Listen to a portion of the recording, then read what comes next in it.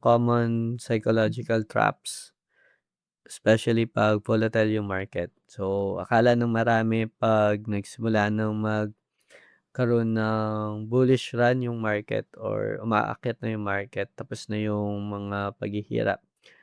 Pero madalas nangyayari is dito nadadali yung mga newbie traders or yung mga small time traders. Nandiyan na nafo-FOMO ka, so mapapabili ka lang ng kahit ano, kahit late na yung entry mo bibili ka pa din basta makapasok ka lang.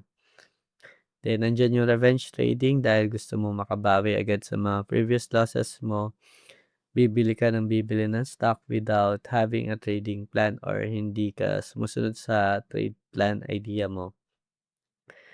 Then there's also selling too early dahil kabado ka naman kahit okey naman yung entry mo or yung trade idea na nagawa mo, mapapa-take profit ka na lang kasi kahit maliit pa yung gain kasi natatakot ka na baka malusaw lang ulit 'to or baka mawala pa. And lastly, analysis paralysis. Ito naman yung napapasobra ka naman sa mga trade ideas mo. Then eventually at the end, 'di ka rin makapag-decide if mag-e-enter ka ba o hindi.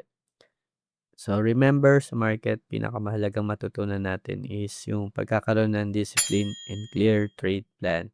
Sabi nga, trade with strategy not emotions.